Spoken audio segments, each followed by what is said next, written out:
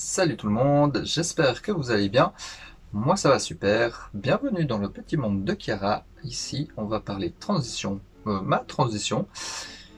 Et je vais peut-être commencer par me présenter un peu, étant donné que possiblement des gens qui ne me connaissent pas regarderont ces vidéos. En tout cas, je l'espère, ça serait plutôt cool. Pour commencer, moi c'est Chiara. J'ai 34 ans, je suis une femme trans qui vit dans les environs de Lausanne, en Suisse, et j'ai décidé de me lancer dans cette aventure sur YouTube pour discuter de mon parcours. J'ai regardé plusieurs fois sur YouTube et j'ai pas trouvé de youtubeuse ou youtubeur suisse qui parle de transition. C'est souvent soit en France, en Belgique ou au Québec.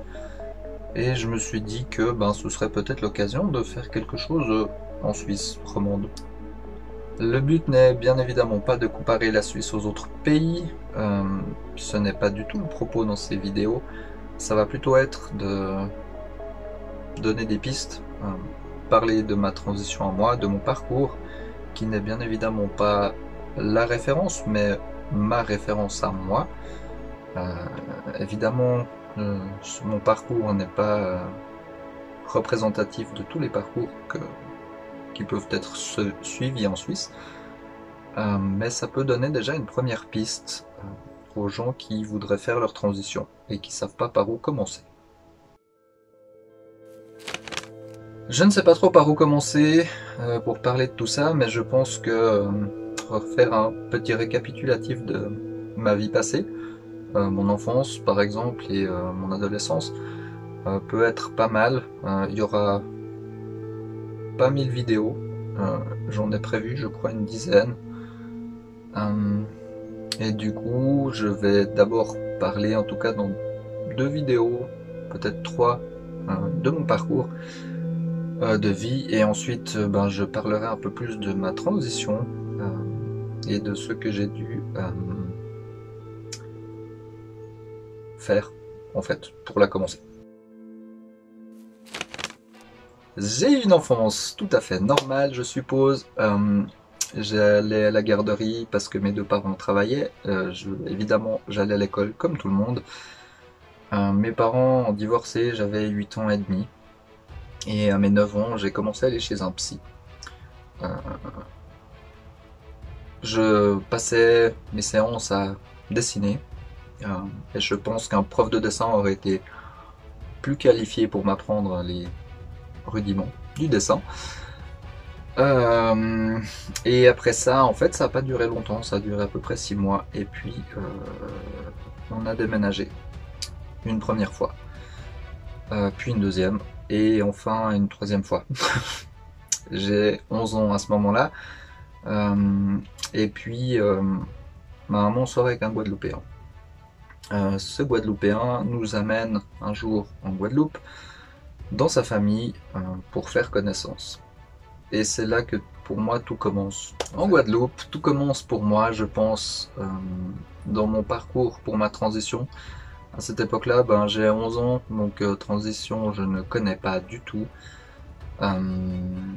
Et puis je commence par me travestir en Guadeloupe, du coup. Pendant les vacances, en fait, pendant ce séjour, ma sœur et moi on partageait une chambre. Et en fait, quand ma sœur dormait dans le lit d'à côté, moi je me relevais la nuit et j'allais en fait chercher des jupes, des blouses, enfin toutes les fringues que je pouvais trouver de nana. Et je passais la nuit dans ces habits. Le matin, je cachais les habits sous le matelas et la nuit suivante, je les remettais. Ma sœur ne sait pas tout ça, elle n'a jamais su alors qu'elle dormait à côté. Ma sœur, si tu me regardes, coucou. Et puis finalement ma maman, après notre retour en Suisse, s'est séparée de ce Guadeloupéen pour nous emmener dans le canton de Fribourg chez un nouvel homme, mais peu importe. Et puis à ce moment-là, en fait, j'ai commencé à taxer des sous-vêtements de ma maman en fait que je portais déjà sous mes vêtements. D'abord le soir, puis de temps en temps, quand j'avais pas les cours de gym, je profitais de mettre aussi de sa lingerie, et puis je faisais ça aussi avec les habits de ma belle-maman, enfin l'ex-copine de mon papa. Et pour ça, en fait, à la cave, chez elle, il y avait un sac Texed, je suppose que vous les connaissez, et en fait j'allais me servir dans ce sac de vêtements qu'elle ne mettait plus, qui était voué donc à être donné. Et je crois que j'ai même encore quelques trucs qui traînent dans mes placards de cette époque. Après tout ça, après tous ces piquages de vêtements divers et variés, à l'âge de 15-16 ans, 16 ans je crois, j'ai commencé à sortir avec une fille, ma toute première copine. Et en fait, chez elle, il arrivait parfois, je suppose comme dans un peu tous les couples de cet âge-là, de s'échanger une fois pour le fun nos fringues. Peut-être que je me trompe et que j'ai une drôle d'idée du couple. Vous pouvez le dire dans les commentaires. Mais peu importe, c'est vrai que nous, de temps en temps, on s'échangeait nos fringues pour le fun. Le problème, c'est que moi, j'ai des difficultés après à rendre ses habits à cette ex-copine. Du coup, là, je continue à simplement me travestir quand je le peux, parce que j'aime être dans des vêtements féminins. Pour moi, à cette époque-là, c'est vraiment juste ça. Je pense pas du tout à une transition, je ne sais même pas que ça existe.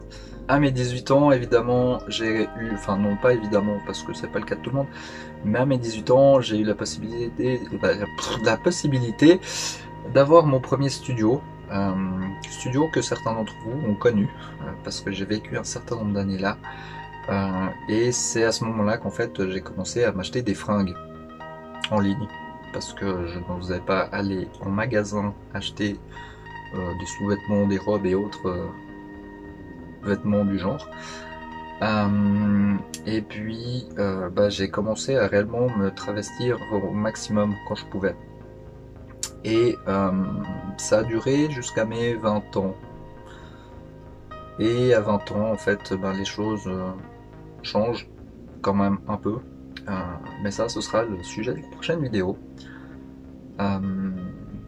J'avoue que je suis un peu stressé de faire ça. Je me rends compte que je révèle beaucoup de choses. Et c'est un tout premier exercice pour moi de me filmer.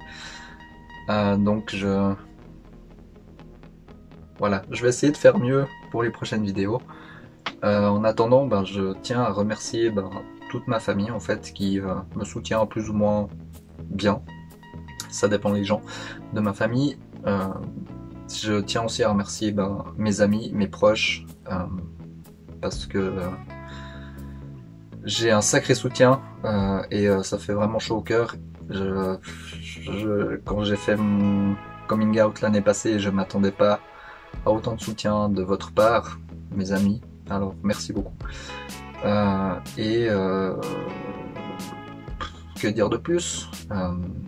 Si vous commentez des trucs dans la barre là-dessous, un peu d'indulgence, merci.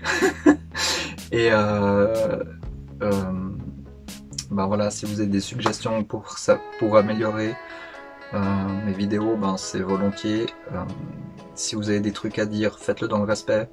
On n'est pas là pour se juger. Je vais dévoiler pas mal de choses sur moi, des choses que beaucoup de gens ne savent pas. J'aimerais bien que vous soyez respectueux et que vous essayiez pas d'utiliser ça pour me rabaisser ou que sais-je. Voilà. Si vous voulez avoir les prochaines vidéos, il y a tout le système là avec s'abonner, machin, je sais pas trop comment ça fonctionne. De nouveau, c'est tout nouveau pour moi.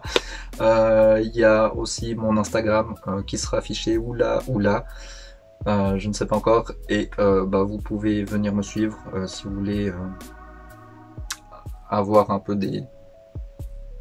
Enfin, suivre en fait mes péripéties dans ma transition, parce que je communique passablement, en tout cas via story. Et puis voilà, moi je vous dis à la prochaine vidéo, et je vous fais la bise.